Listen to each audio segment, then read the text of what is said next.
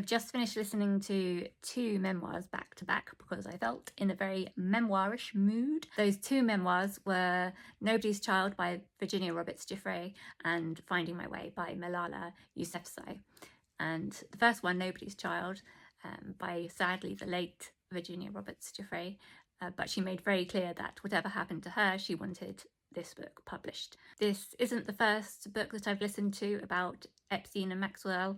I listened to The Lasting Harm, Witnessing the Trial of Ghislaine Maxwell by the brilliant writer and journalist Lucia Osborne-Crowley, which detailed the accounts of several victims of Epstein and Maxwell, as well as how law and trials need to change in order to issue a modicum of justice for survivors and victims of any kind of abuse. It very clearly demonstrated and detailed how grooming works, the lifelong lasting harm of childhood abuse, the science behind traumatic memory as opposed to normal people's memory, and the need for proper expert witnesses in this. It also talks about how the very things that are used to cast doubt and aspersions on victims' credibility, their characters, and their own memories are actually, according to neuroscience, the very things that make their testimonies more credible. So although that book was harrowing, it was also helpful and healing and showed what needed to happen in the future.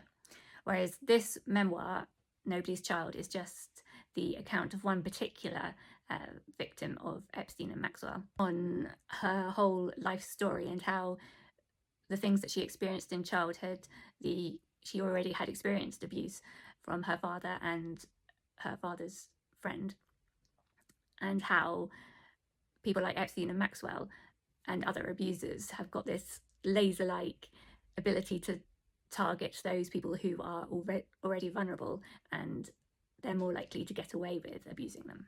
So it tells the whole story of Virginia's life and is very detailed and graphic, so lots of trigger warnings here for any sort of childhood abuse, and it's just horrific. I don't know if I'd recommend it for people to read, but because it's just so harrowing, but it is very important. But I think if you're going to read just one book about Epstein and Maxwell, I would recommend The Lasting Harm by Lucia Osborne-Crowley instead. You're in one of two camps. You're either drawn to stories like this and just wanting to understand how people could do these sorts of things to other people, or you're just wanting to stay away from just the horrificness. I think it's important to bear witness to what Virginia Roberts went through, but it's also useful to see patterns. If you've read lots of memoirs of people who have been through abuse, you start to see patterns about abusers, and what you can see from the outside looking in as a more slightly detached can then be helpful if you've been through abuse yourself, to then notice those things in your life which can be helped by that insight. One pattern that becomes noticeable is that victims or survivors are often thinking about their abuser quite a lot and wrestling with whether forgiveness is ever possible or reconciliation. But I think that one thing that is helpful to be gleaned from all of these accounts is that abusers are always going to have the narrative that they have about themselves in their head, and the narrative that they have made about their victims in their head, and you're never going to change that. They're always going to be, oh, woe is me, and making excuses and justifications in their own head, and that they are not worth your time and your thoughts and even thinking about forgiveness or reconciliation, because they do not care, and any contact with them would just do more harm and wouldn't do any good. And they just manipulate and control everyone around them and groom everyone around them and themselves so that they have complete control. So I think it's a very courageous book, but maybe stay away from it if you know that these things are going to get to you and upset you too much. But the book is so powerful and has already done so much in terms of changing things with what has happened with the royal family recently. The second memoir, Finding My Way by Malala Yousafzai, I found it really interesting and fascinating, and she's not at all what I thought she was like, and I think that's the point, in that everyone had this idea of who she was and this sort of statesman sort of figure who went and met lots of world leaders, and nobody really knew who she really was. And so this book is very honest and is basically the story of her growing up. So after she was shot, she woke up in Birmingham, and this book tells a story of how her school experience afterwards and how lonely that was. And then when it came to university, she felt the complete freedom of being away from her parents. And I found that interesting because I never felt anything like that, because my favourite people to be with in the whole world were my parents and brothers. I just loved being with my family. They're the people who I enjoyed spending time with the most. But she felt very much a freedom from that sort of controlling and restrictive parenting style. I mean, her parents were far less restrictive than lots of parents in that culture, but still she felt that pressure from them.